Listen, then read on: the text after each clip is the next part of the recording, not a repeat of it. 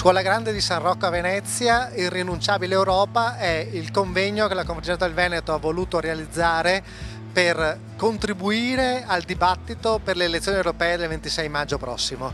Niente incontri con i candidati, questa volta si è chiamato al cospetto di una delle più grandi sale di Venezia professori e pensatori italiani che porteranno il loro contributo nell'ottica di dire perché l'Europa è irrinunciabile per un'economia, quella italiana, che ha bisogno di dialogare sempre di più con il resto del mondo. Aprirà i lavori il guardian grando Franco Posocco per i saluti istituzionali, dopodiché interverrà l'Agostino Bonomo, il presidente del Consiglio di Impresa Veneto, per inquadrare il tema del perché la piccola impresa vuole un'Europa più forte e con dei tecnici all'altezza. Interverranno poi Ivone Cacciavillari, famoso avvocato veneto, Marco Lossoni, Roberto Bin, Vittorio Emanuele Parsi, Lapo Pistilli. Chiude i lavori Cesare Fumagalli, segretario nazionale di Confartigianato, organizzazione che ha predisposto un decalogo di richieste delle piccole imprese, delle PMI all'Europa,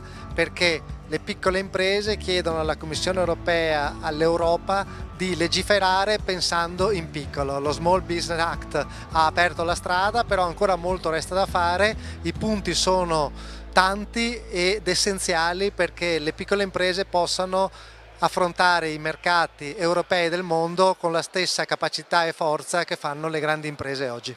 Perché l'Europa è una casa irrinunciabile e perché la Confartigianato ha voluto dare questo contributo al dibattito a 15 giorni dalle elezioni europee?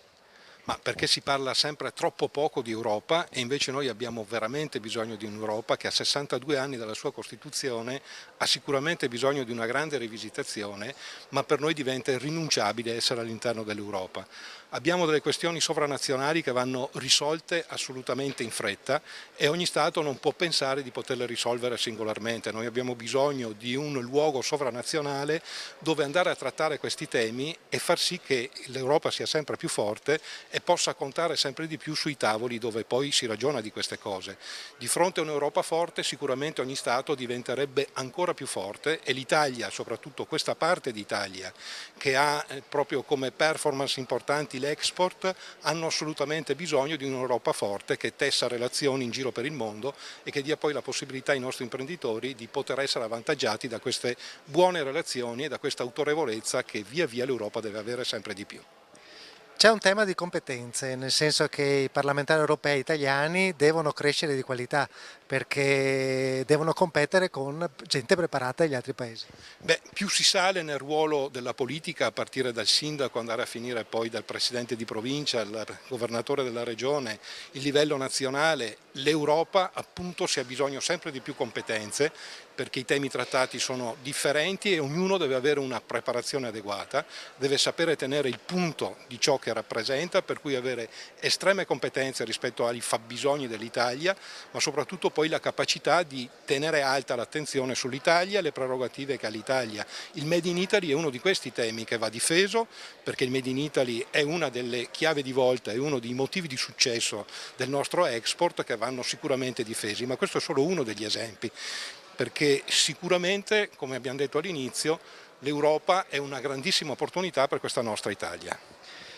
E c'è anche una questione di voto, nel senso che alle europee si rischia che tante volte la gente non vada. Il bacino dei lavoratori dell'artigianato solo in Veneto è 400.000 persone. C'è qualcosa che gli vuole dire? Beh, intanto a partire dal fatto che il suffragio universale è stata una conquista che è stata dura da ottenere e che magari è stata ottenuta anche col sacrificio di qualche vita umana.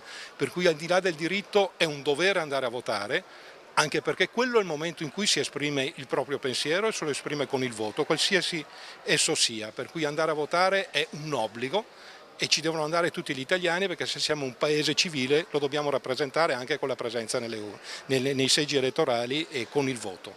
La Conferenza da tempo ha già predisposto un documento, si chiama 10 proposte e 5 anni per agire. È in sintesi quello che la piccola impresa chiede ai nuovi parlamentari europei che verranno eletti il 26 maggio. Beh, sono proposte che si articolano nella concretezza ma che hanno sotteso una finalità, quella di disporre per le piccole imprese di uno spazio idoneo dentro quello che è un mercato unico da completare soprattutto nell'interesse delle piccole imprese. Ci sono punti vistosi di carenza, alle piccole imprese non sta arrivando il credito in maniera fluida, alle piccole imprese non è consentita una pari partecipazione al mondo degli appalti pubblici, alle piccole imprese viene riservata la difficoltà del trovare la manodopera formata disponibile, quindi l'accrescimento delle competenze è un altro dei grandi elementi che farà la differenza per il futuro. Più complessivamente il pensare innanzitutto al piccolo deve essere oggi tradotto dopo che è stato enunciato. Noi ci attendiamo che i prossimi 5 anni siano 5 anni idonei alla realizzazione di quello spazio capace di far competere nel mondo le piccole imprese, perché avranno trovato, se si faranno le cose che noi chiediamo, un ambiente idoneo e favorevole a competere nel mondo. Lo Small Business Act ha ormai diversi anni, però non è ancora stato adottato e d'altronde gli studi dicono che non è solo un problema italiano. In Italia c'è il 99% delle imprese hanno meno di 50 dipendenti, in Europa il 98%, non è una grande differenza. Bisogna pensare in piccolo. Bisogna pensare al piccolo, pensare in grande per pensare al piccolo, e la nostra è una richiesta interessata, ma è un interesse che proprio per quello che diceva è riservata sostanzialmente alla platea completa del mondo delle imprese dell'Europa. L'Europa, che ha saputo fare alcune cose bene, ha però dimenticato per strada la capacità di far crescere i punti di competitività in maniera diffusa per quello che è il suo sistema produttivo. Restiamo un grande luogo della manifattura, restiamo un grande luogo per la ricerca e l'innovazione, ma molto di più dovrà essere fatto nei prossimi anni. Professore, lei dice l'Europa ha 60 anni, è cresciuta, è diventata importante, però non ha fatto gli stessi passi, ha fatto dei grandi passi a livello economico, però non ha fatto passi a livello politico, non è strutturata per le sfide del futuro. L'Europa è stato un bellissimo programma negli anni 50 e 60 e anche 70, fino a Maastricht, diciamo. Poi ha consegnato il suo sviluppo a un'ideologia economica, che non è l'economia, ma è un'ideologia che è il libero mercato, che non ha senso, e questo ha distrutto il rapporto tra le istituzioni europee e i cittadini europei. E un'istituzione così importante è necessariamente un'istituzione politica, non può essere gestita con i parametri di Maastricht e con la Banca Europea che pensa soltanto necessariamente e per statuto alla stabilità dei prezzi. Il lavoro è una voce sparita dalla politica europea. Si lascia le imprese collocarsi dove vogliono, chiunque può trasferire la sua impresa e dietro lascia il macello sociale e ambientale. Perché? Chi l'ha scelto questo? Questa è una scelta politica, chi l'ha fatta? È stata fatta dalle istituzioni europee apparentemente perché questo lo voleva il mercato, ma il mercato di per sé non esiste, il mercato o è fatto di regole o non è. Dal mercato del pesce in su tutto è fatto di regole, ci sono 97.000 pagine di regole per entrare nel mercato europeo, pensi quante. E queste regole da chi sono state ispirate? Chi le ha decise?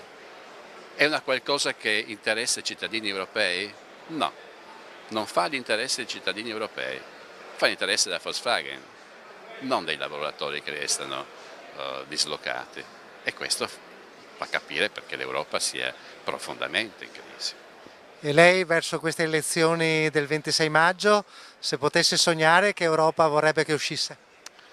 Vorrei che uscisse un'Europa in cui ci fossero dei personaggi politici di livello europeo e non dei personaggi politici che già non sopravvivono a livello nazionale. Diciamo che c'è una grande crisi di identità degli uomini politici e delle donne politiche in Europa. Siamo molto scarsi.